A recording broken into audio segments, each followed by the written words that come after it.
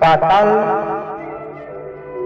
नरकों का वर्णन, हरि नाम कीर्तन की महिमा। लोग हर्षण जी कहते हैं,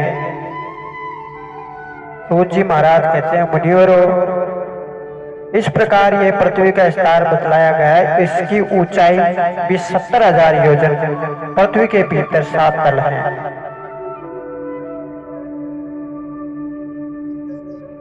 जिनमें प्रत्येक ऊंचाई 10-10 हजार योजन है। उन 7 तलों के नाम यह है: अतल, वितल, नीतल, सुतल, तलातल, रसातल तथा पाताल। उनकी भूमि क्रमश काली, सफेद, लाल, पीली और कंकरी, पथरीली तथा स्वर्णमयी है।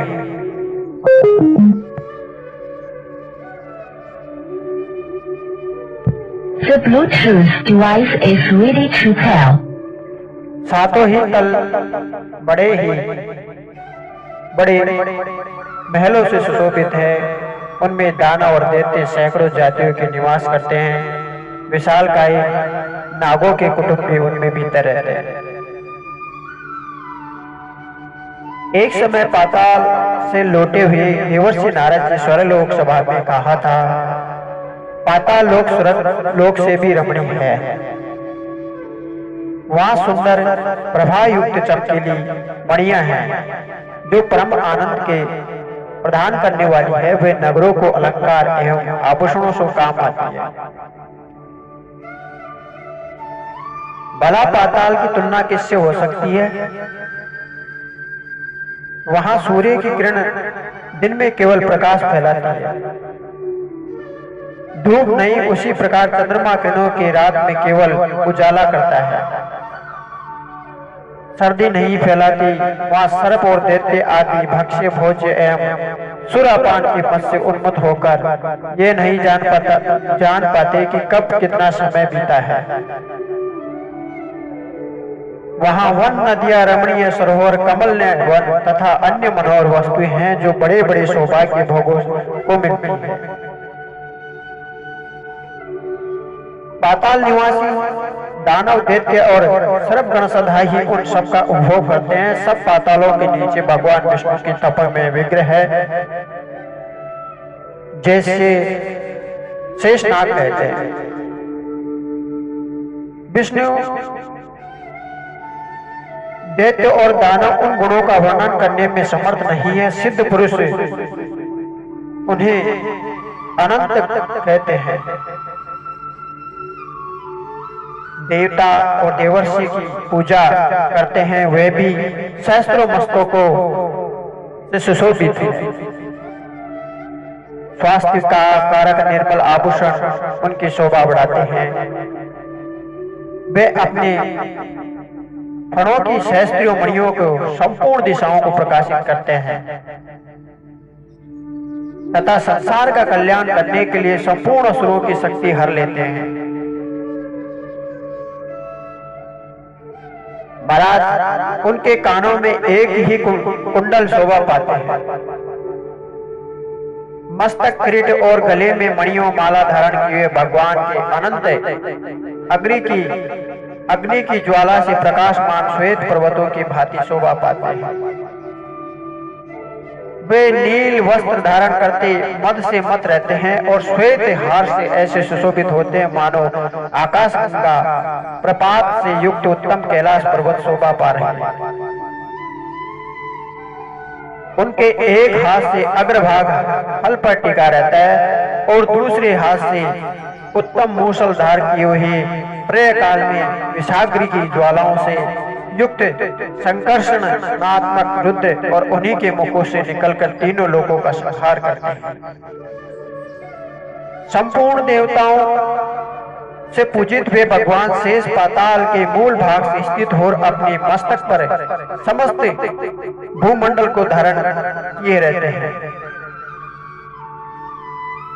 उनके वीर्य प्रभाव से स्वरूप तथा रूप का वर्णन देवता भी नहीं कर सकते।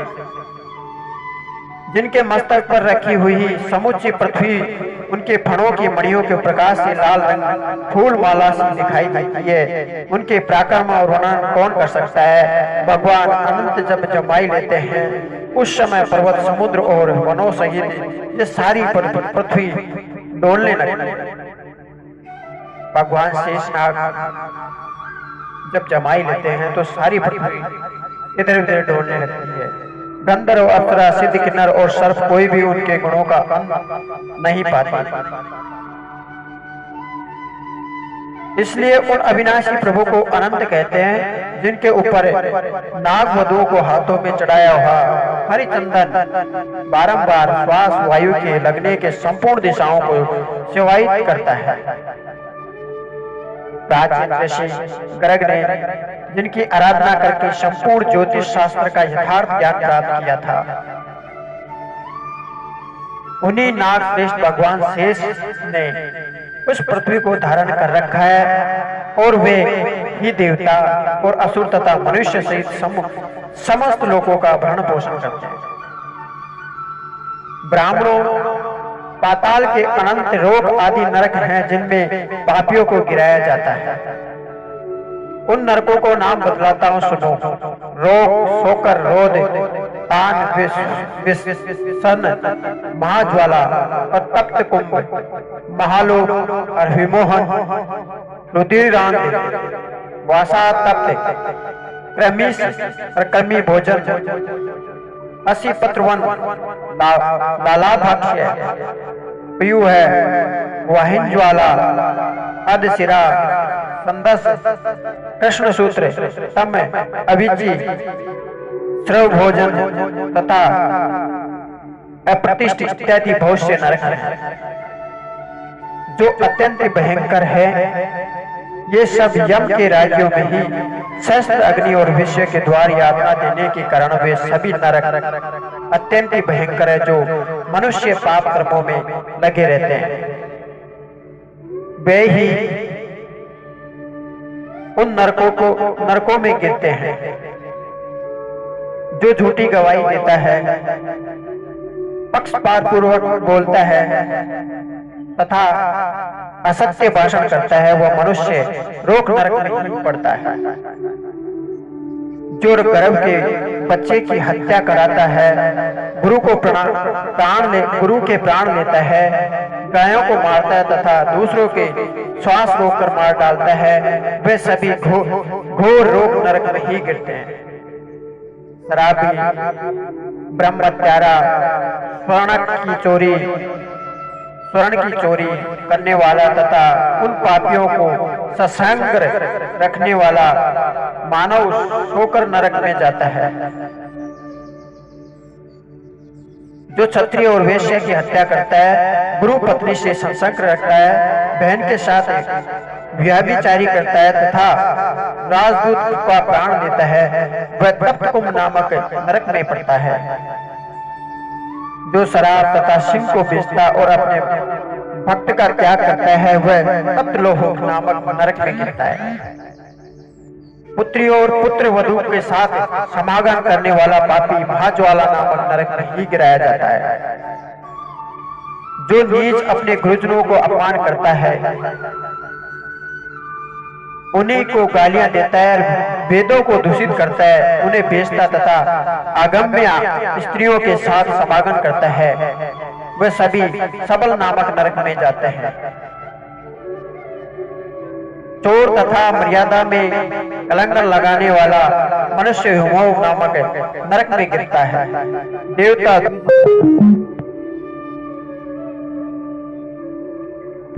The Bluetooth device is ready to pair.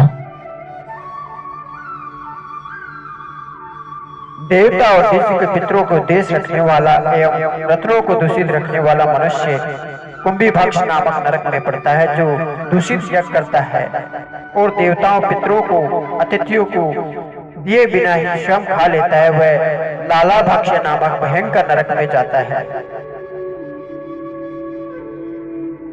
महाराज, बाण बनाने वाला वेदक नामक के नरक में ही गिरता है।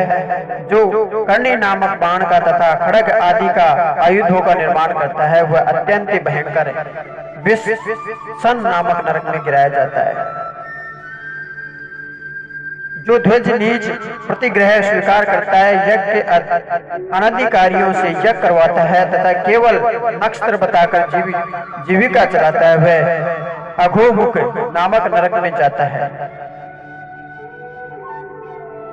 जो अकेला ही मिठाई खाता है वह मनुष्य प्रेमी कुयु नामक नरक में जाता है।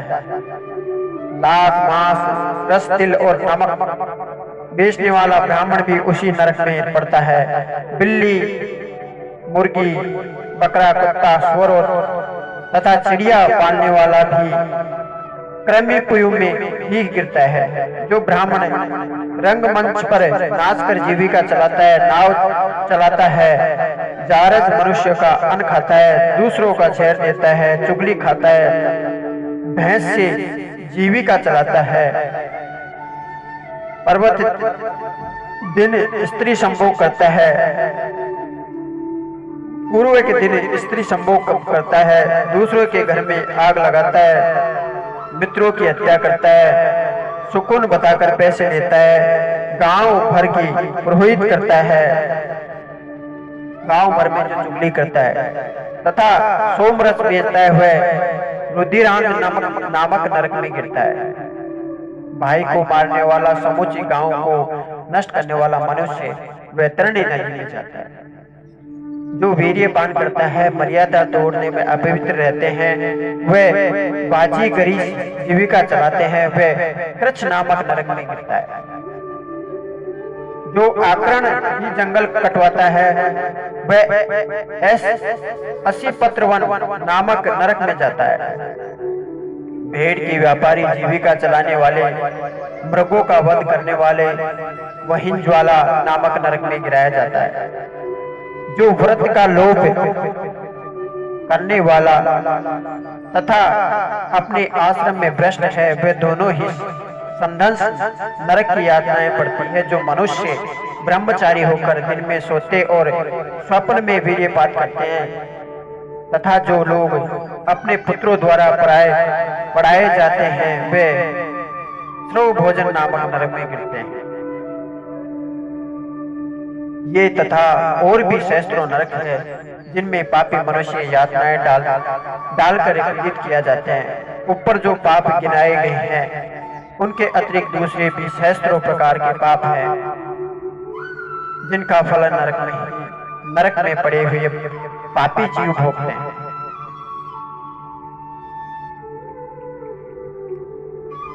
महाराज, जो लोग मन, वाणी और क्रिया द्वारा अपने वर्ण का आश्रम के विपरीत आचरण करते हैं वे नरकों में पड़ते हैं। नरक में पड़े हुए जीव नीचे मुंह करके लटका दिए जाते हैं और उसी अवस्था में स्वर्ग सुख भोगने वाले देवताओं को देखते हैं। उस प्रकार देवता भी उक्त अवस्था में पड़े हुए नरक के जीवों को देखते रहते हैं। ऐसा होने पर उनकी धर्म के प्रति श्रद्धा और पाप के प्रति वितरित बढ़ती है। स्थावर, कीट, जलचर, पक्षी, पशु, मनुष्य, धर्मात्मा, देवता का मोक्ष प्राप्त महात्मा ये क्रम से एक के दूसरे सहस्त्र गुने श्रेष्ठ हैं। महर्षियों ने पापों के अनुरूप प्रायश्चित भी बतलाया है। स्वयंभू, मनु आदि स्मृतिकारों ने बड़े पाप के लिए बड़े ही और छोटे पापों के लिए छोटे प्रायश्चित बताए हैं।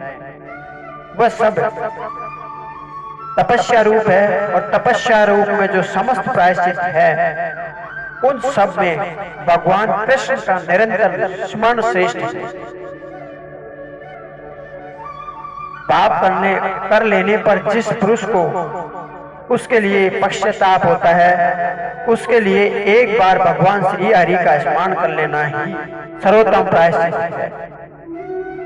प्रातः काल, रात्रि, संध्या तथा मध्य आदि में भगवान नारायण का स्मरण करने वाला मनुष्य तत्काल पाप मुक्त हो जाता है। भगवान विष्णु का स्मरण और कीर्तन समस्त क्लेश शरीर क्षीण हो जाने पर मनुष्य मुक्त हो जाता है।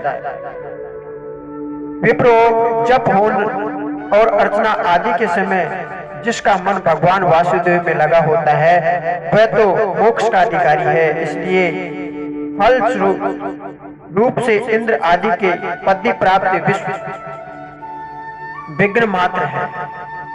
कहा तो जहां से पुण्य लौटना पड़ता है ऐसे स्वर्ग लोक में जाना, और कहा मोक्ष के सर्वोत्तम बीज वासुदेव मंत्र का जप, उनमें कोई तुलना ही नहीं है। इसलिए जो पुरुष रात दिन भगवान विष्णु का स्मरण करते हैं वह अपने समस्त पातकों का नाश हो जाने के कारण कभी नरक में नहीं पड़ता। एक ही वस्तु समय पर दुख, सुख, ईर्ष्या और क्रोध का कारण बनती है। अतः केवल दुख रूप वस्तु कहां से आई, वही वस्तु पहले प्रशंसा का कारण होकर फिर दुख देने वाली बन जाती है, फिर वही क्रोध और प्रशंसा का भी हेतु बनती है। इसलिए कोई भी वस्तु न तो दुख रूप है न सुख रूप। यह सुख और दुख आदि तो मन का विकार मात्र है। महाराज, ज्ञान ही परब्रह्म का स्वरूप है और अज्ञान ही बंधन का कारण है। ये संपूर्ण विश्व ज्ञान रूप है। ज्ञान से ही बढ़कर कुछ भी नहीं है। ब्राह्मणों विद्या और अविद्या का भी ज्ञान रूप ही समझो। इस प्रकार मैंने तुमसे समस्त भूत मंडल, पाताल, नरक, समुद्र, पर्वत, द्वीप, वर्ष तथा नदियों के संक्षेप वर्णन किया। अब और क्या सुनना चाहोगे? सूत जी महाराज ने सभी ऋषियों को बोला कि मैंने समस्त नरकों का वर्णन कर दिया, आगे आप क्या सुनना चाहोगे? इसलिए महाराज सूत जी ने अपनी कथा वहीं पर विराम की और भगवान श्री हरि की कीर्तन करने लगे। मंगल भगवान विष्णु, मंगल गरुड़ ध्वजा, मंगलम पुंडरीकाक्षाय,